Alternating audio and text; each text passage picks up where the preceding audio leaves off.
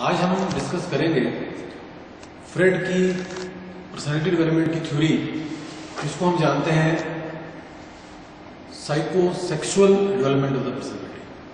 मैं यहाँ एक बात पहले क्लियर करना चाहता हूँ कि जैसा कि इस थ्योरी का नाम है psychosexual theory of the childhood, it has nothing to do with the sex. ये बेसिकली एक पहले दिन के बच्चे से डेवलपमेंट की स्टोरी है, तो इसका कोई ऐसा डायरेक्ट सेक्स से लेना देना नहीं है। बेसिकली ये है थ्योरी ऑफ प्लेजर।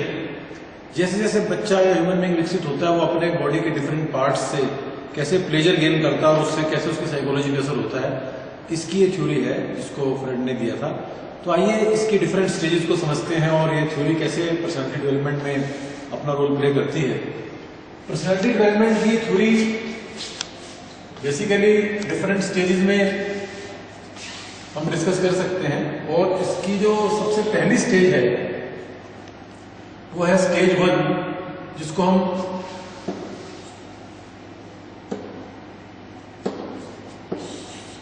बोलते हैं ओरल स्टेज। ओरल स्टेज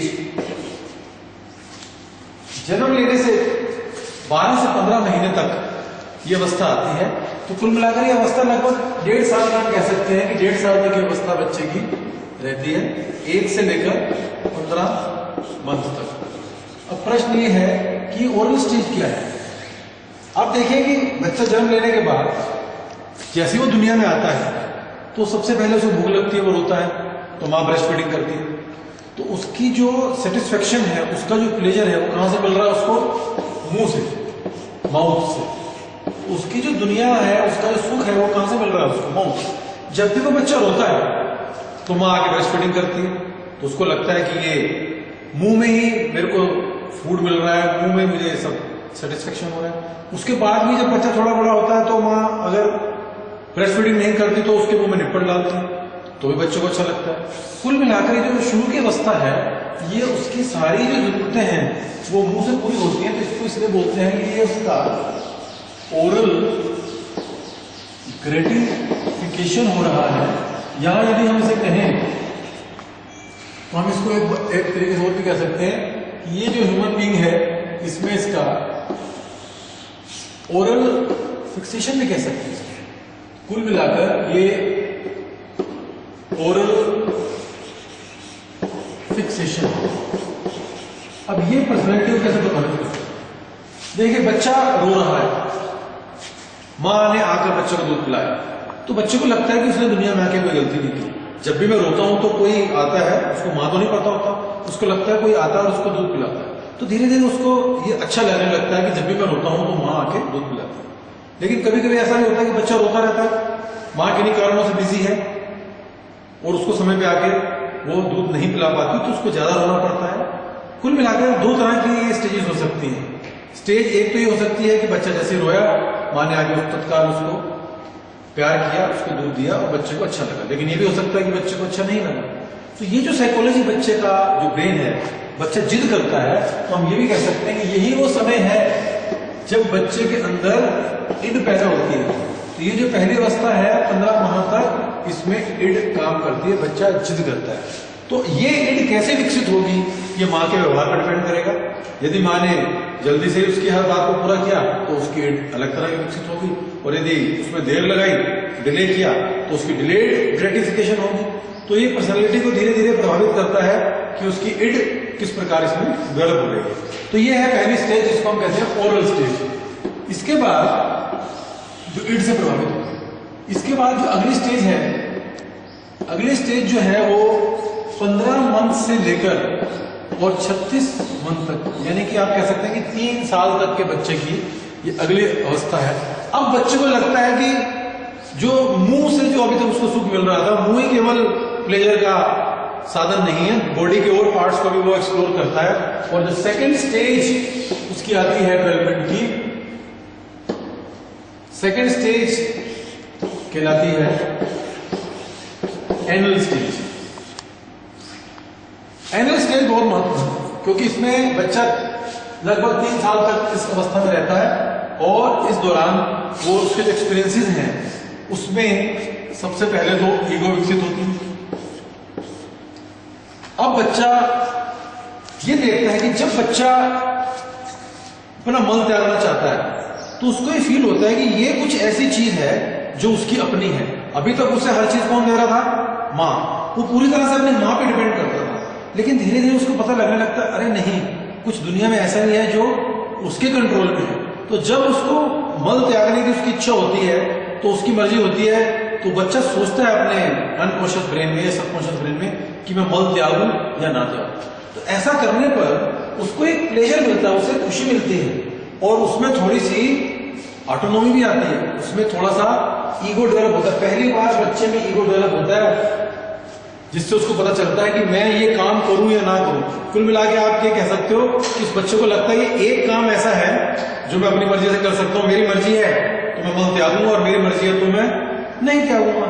लेकिन इस दौरान ये जो उसकी अवस्था है, ये उसकी लाइफ को और उसके साइकोलॉजी को कैसे प्रभावित करती है, इसको अगर हम समझें तो वो इस प्रकार कि कुछ मदर्स या फादर्स या पेरेंट्स ऐसे होते हैं जो इस बात को लेकर बहुत ज्यादा चिंतित होते हैं और वो बच्चे को बहुत ज्यादा साफ रखना चाहते हैं, उसको क्लीनिंग की ट्रेनिंग देते हैं कि बच्चे तुझे हमारे मुताबिक टॉयलेट में जाना है, हमारे मुताबिक मल त्यागना है, जब तुझे पोटी आ रही है तो तुझे बताना है, जब हम कहेंगे तब ये काम करना है और जब हम नहीं कहेंगे तो नहीं करना है।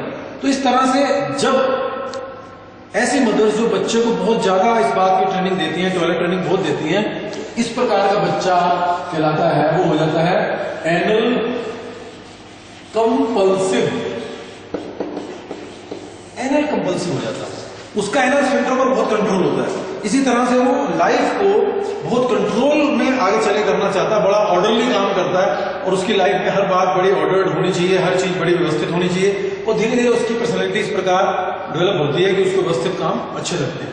लेकिन इसी प्रकार अगर पेरेंट्स ने या मदर ने इस बात पर ज्यादा गौर नहीं किया कि बच्चा क्लीनिनेस पर ध्यान दे रहा है कि नहीं दे रहा है और उसका मल त्यागने का तरीका क्या है, कब है और उसको थोड़ी सी उसमें रिलैक्सेशन है, तो इस प्रकार का बच्चा कहलाता है एनल एक्सपल्सिव। जब मन आया बच्चे ने पोटी कर दी और जब मन आया बच्चे ने कहा मैं नहीं कर रहा। कभी बच्चे ने बेड पे भी पोटी कर दी, कभी बच्चे ने अपने पिताजी पे कर दी, कभी बच्चे ने कहीं भी कर दी। इस प्रकार के बच्चे जो होते हैं वो हैव हैजर्ड पर्सनैलिटी उनकी होती है, उन्हें बहुत ज्यादा ऑर्डर पसंद नहीं होता। ये जो धीरे धीरे काम बच्चा करना शुरू करता है और ये बात यहाँ पर गौर करने वाली है कि इसी दौरान उसके अंदर ईगो भी डेवलप होती है। ईगो इसलिए डेवलप होती है कि उसको पता चल जाता है कि ये काम करना है या ये काम नहीं करना। तो ये स्टेज लगभग 36 माह तक बच्चे में डेवलप होती है। इसके बाद जो अगली स्टेज है, नेक्स्ट स्टेज बड़ी महत्वपूर्ण है और ह्यूमन बीइंग की पर्सनैलिटी में बहुत इंपॉर्टेंट रोल ये प्ले करती है। अगली जो स्टेज है उसको बोलते हैं फैलिक स्टेज। फैलिक स्टेज जो है ये 3 साल से 6 साल तक के बच्चे में विकसित होती है। फैलिक स्टेज का अर्थ ये है कि अब बच्चे ने पहले तो माउथ से ग्रेटिफिकेशन किया, फिर उसके बाद उसने एनल से ग्रेटिफिकेशन किया। अब उसको धीरे धीरे 3 साल से 6 साल में उस बच्चे को धीरे धीरे अपने बॉडी पार्ट्स के बारे में पता चलने लगता है। धीरे धीरे आप या ये कहें कि बच्चे को ये पता लगने लगता है कि वो मेल है या फीमेल है। उसके अंदर फीलिंग आने लग जाती है कि मैं लड़का हूं या मैं लड़की हूं। ये जो फैलिक स्टेज है ये बच्चे में यहां से शुरू होती है कि मैं लड़का हूं या मैं लड़की हूं, और यही वो समय है जब बच्चे के अंदर धीरे धीरे सुपर ईगो अपना विकास शुरू करती है और उसको प्रभावित भी करने लगती है। फैलिक स्टेज की महत्वपूर्ण बात यह है कि इस स्टेज में 3 से 6 वर्ष तक जो बच्चा है वो किस प्रकार सोचता है, कैसे उसकी पर्सनैलिटी इससे प्रभावित होती है, वो ये है कि इस अवस्था में 3 से 6 साल की अवस्था में जो मेल चाइल्ड है, जो लड़का है, उसके अंदर एक कॉम्प्लेक्स विकसित हो जाता है। एक कॉम्प्लेक्स भी विकसित होता है, ऐसा नहीं लड़कियों में नहीं होता है, लड़का हो या लड़की दोनों में ही एक कॉम्प्लेक्स विकसित हो जाता है। अगर लड़कों की बात करें तो उन लड़कों को यह लगता है कि जो उनकी माँ है जिससे बचपन से जुड़े होते हैं कि वो माँ उनकी है, वो माँ के प्रति बहुत ज्यादा अट्रैक्ट होते हैं, माँ से उनको बहुत प्रेम होता है और ऐसे में इस 3 से 6 वर्ष की उम्र में उनको अपने पिता से बहुत जेलसी भी होती है।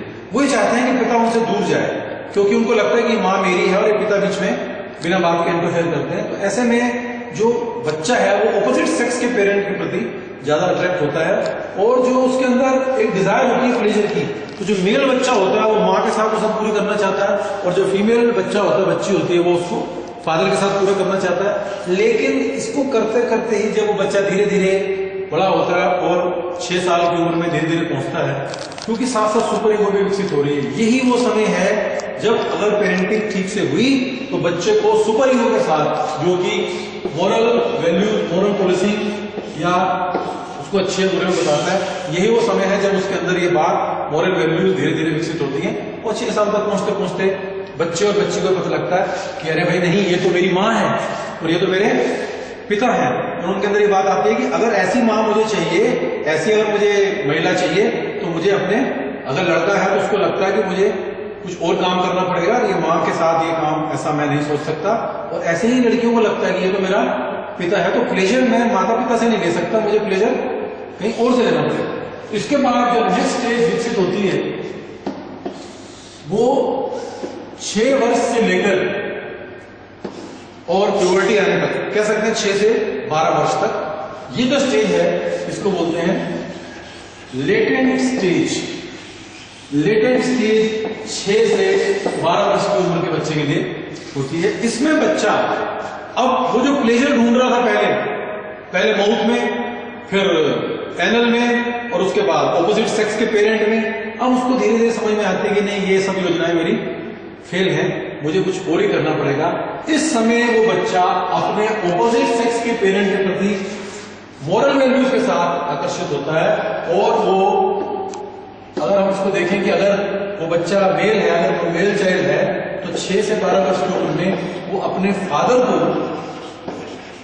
फॉलो करता है, अपने फादर को फॉलो करता है, और उसको हर समय लगता है कि मुझे अपने पिता जैसा बनना चाहिए। और जो बच्चियां हैं, लड़कियां हैं, वो अपनी माँ को फॉलो करती हैं या पिता को फॉलो करती हैं, और उनको लगता है कि हमें इस तरह से बनना चाहिए। इसमें कोई, इस अवस्था में कोई साइकोसेक्सुअल विकसित नहीं होता है, इसमें केवल उनमें धीरे धीरे ट्रेड विकसित होते हैं, जिस प्रकार के ट्रेड पेरेंट्स उनमें विकसित कर देते हैं। ये काम इस समय पेरेंट्स का होता है कि वो किस प्रकार के ट्रेड बच्चे में विकसित करें।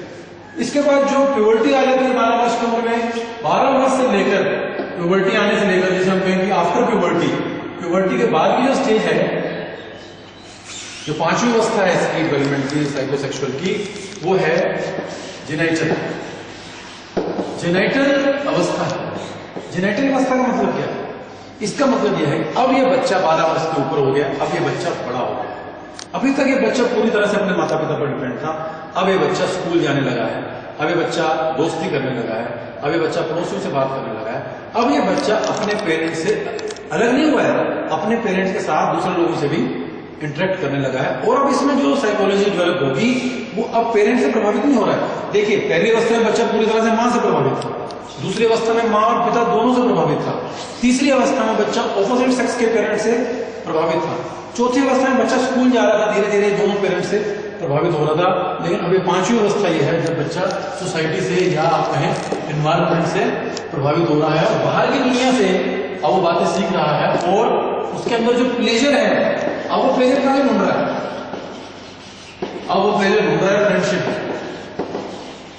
अब वो अपने दोस्तों में प्लेजर ढूंढ रहा है। और अगर लड़का होगा तो उसको गर्लफ्रेंड बनाने में प्लेजर आएगा, और अगर लड़की होगी तो उसको बॉयफ्रेंड बनाने में प्लेजर आएगा, या सेम सेक्स में भी प्लेजर उसको मिल सकता है। और यही वो अवस्था है जब वो अपने बारे में अब सोचता है कि उसको लाइफ में क्या बनना है। तो जिस तरह की उसकी ट्रेनिंग शुरू से हुई होती है, इस अवस्था में आगे वो अपने बारे में सोचता है। कुल मिलाकर जन्म से लेकर और प्यूबर्टी तक ये जो अलग अलग प्लेजर की अवस्थाएं हैं, और इसमें आपके इड, ईगो और सुपर ईगो ने और पेरेंटिंग ने, पेरेंट्स ने किस तरह से उसको टैकल किया है। जो ह्यूमन बीइंग है या जो बच्चा है जो धीरे धीरे बढ़ रहा है, उसकी साइकोलॉजी वैसे ही विकसित होती है, और उसके अनकॉन्शियस और सबकॉन्शियस माइंड में इसका इतना ज्यादा इंपैक्ट होता है कि बड़ा होने के बाद वो उसी प्रकार की लाइन फॉलो करता है, और उसकी पर्सनैलिटी और उसकी साइकोलॉजी उसी प्रकार की होती है। लेकिन क्या केवल यही एक थ्योरी है जो ह्यूमन बीइंग की पर्सनैलिटी को एक्सप्लेन करती है? ऐसा नहीं, ये एक प्लेजर थ्योरी है, साइकोसेक्सुअल थ्योरी है। इसको यदि हम सोशल टर्म्स में एक्सप्लेन करें तो हमें इसके लिए दूसरी थ्योरी को समझना होगा, जो है psycho social theory by Erik Erikson, जो हम अगले डिस्कशन में इस पर चर्चा करेंगे। Thank you.